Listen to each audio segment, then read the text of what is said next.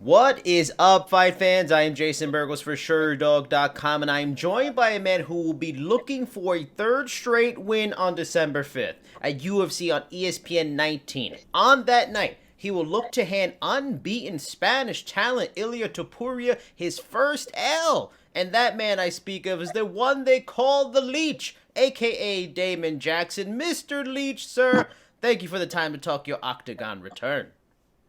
Yeah, man. Thank You you. lost your Appreciate it. debut back then. Then the next fight was a submission loss that was overturned because of PED Yeah. stuff, and went to a draw in the third fight and final fight, getting a win in your return this time around, and it being a finish. In ways, did it feel, on some level, like the weight of the world was kind of off your shoulders a little bit? Granted, now one win doesn't mean you're good for forever for the next 5 years, but Yeah. considering how the first run went, how much of it just straight up a relief was it to start with Yeah. the No, win, against an established guy? Bektik is good. yeah. That was the thing that made me the most happy about it was the fact that I got to fight a range fighter, Mhm. and I wasn't coming in on some BS opponent. So it was Yeah. nice to come Yeah. in on a tough opponent Yeah. and get the finish. I'm definitely a big guy. I'm big on finishes, and that's something that I look for every fight. And wherever the fight is, I want to get a finish. And it was very nice to get that call up, and then to hear everyone talking so much smack. And it's like I don't even have social media, and then people were talking Wow. like it's just funny to people that I get around like at my gym, or just people close to me are telling me what people are saying. I'm like, I just don't care. It's just funny to hear it. And it's Now just let's it's talk funny. about Topuria. Made his UFC debut in October. Surprised fans by coming right in, beating a guy in Yusuf Salah, who was having a great year, having won 3 fights further in the UFC in 2020. What did you think of his performance against Salah? Were you impressed or feel it was a favorable matchup? And if he tries to take you down 5 times, it's going to be a very different matchup on the ground. No, it's a 100%. It's a different matchup, and he knows that. I mean, I don't know what he's saying or what he's thinking about the fight or anything, but he knows that, and I know that. I know that Mersad's a great grappler, great whatever, but he doesn't have the same transition submission skills that Ilya has. So that is something that I've got to take into play on. Making sure my takedowns are safe whenever I go for him, and making sure that when he takes me down, I've got to get back up because he's got way better finishes than Mersad. And I think that people, if they go back and look at Mersad's fights, he's not a big finisher on the ground, and he does have great control wrestling, but he doesn't have good MMA jiu-jitsu wrestling. And Ilya, he has that submission game where he's controlling people and he's getting them in finishing positions and finishing fights. He's a solid opponent. And I was just telling someone about this. Just whenever you look at a fighter nowadays, they could be 5-0 and just be an absolute killer because people are training in ways that it took me years and years and years of fighting and training and learning different things because it wasn't even an option to come in well-rounded like that. So this guy, he's just a new generation of fighter where they're coming in, they're solid jiu-jitsu, they're solid boxing, they got solid kicks, solid, wrestling defense, whatever. So I think this fight for him is going to be a completely different game plan. I don't think he's going to be rushing in to go for a takedown right away because, that's where I'm strong at. And, I know that he's strong on the ground, so I won't be rushing in for a takedown. So that's why I was just telling someone this could be like a Stephen Bonner, Forrest Griffin type matchup where we slug it out and the fight never sees the ground. So I bet it ends up getting to the ground at some point, but it's gonna definitely be a good little scrap. And I'm glad you brought those elements up too, because that's where I was going. Because on paper, it's set up to be a really fun grappling clash. You got 14 subs and your 18 win. He's got 9 subs and 7 subs and his 9 wins. So when studying him, is that like you kind of mentioned it a little bit on a level like is his what makes him a legitimate dangerous kind of opponent? Like is it the transitions? Are there other elements? Does he have a kind of a submission that he seems to go to a lot? And on the flip side of that, aside from what makes him dangerous for you, what do you feel that he does that maybe worked on previous opponents, getting him those 7 subs that is not going to work on you?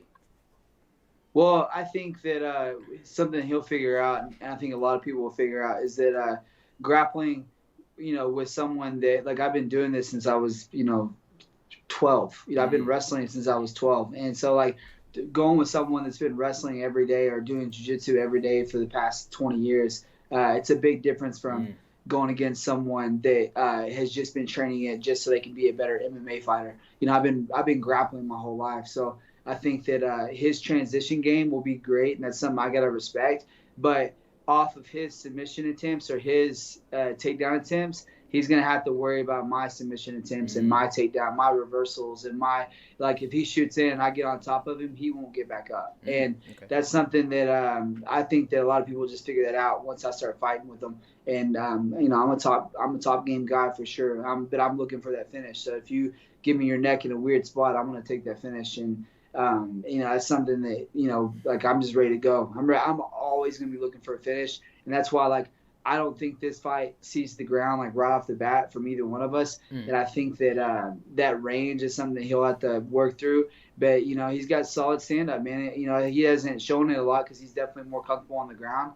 But he's got some pretty good power, that overhand right, and he's got a nice little hook. So I'll definitely be watching everything that he does with his feet and seeing where he's going, seeing if he's looking for that takedown. So it's going to be a good fight though, for sure. And I'm glad you kind of referenced a little bit, at least in the grappling level, like you've been doing this for a long time, the experience thing, because you will have a 13-fight experience advantage over Ilia. For the folks that watch this, that have heard for years, experience, the big advantage in the fight and all this kind of stuff, and maybe don't get it, and just in competition in general, you hear it too in other sports, could you explain why that is important to have that advantage in so many more fights, and that well of knowledge, and how it can be used? How do you take advantage of that unique advantage that you have over him?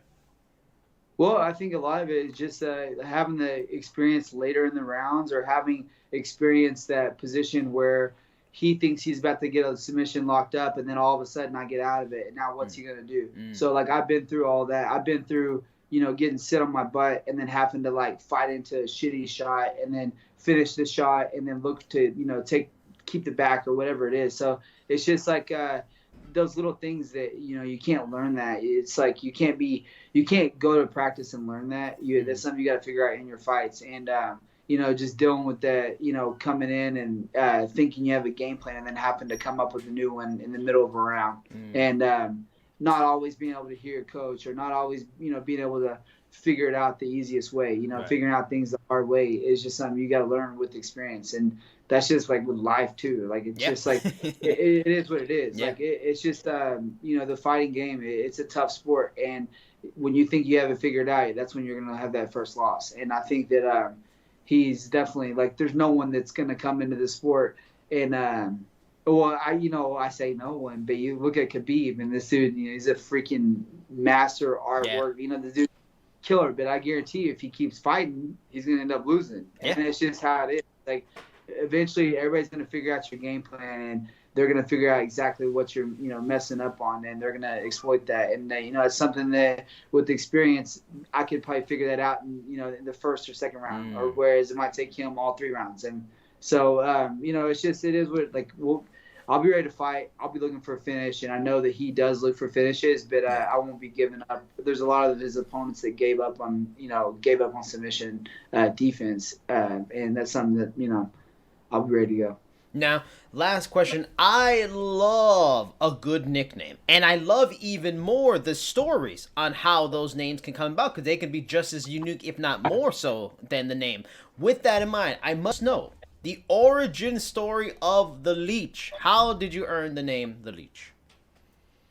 It was actually this kid, one of my buddies in college. He was on my wrestling team, and we were all wrestling. We were all doing some drill where it was you would have someone new come in. You would start down on your base, which is your hands and knees, and the coach would blow the whistle, and you would have to stand up and get free as fast as you could to hit your escape.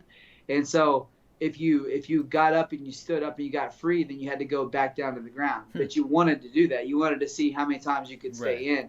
And I was doing good, but I ended up getting out. And on the bottom, I couldn't get up on everybody, but I was holding everybody down. And someone, so we had the room split to where it was 155 and down were on this side, and 155 and up were on this side. So the heavyweight side, I wasn't on that side. So I ended up going over there and going against our starting heavyweight, which he was like a 3-time All-American, like total badass.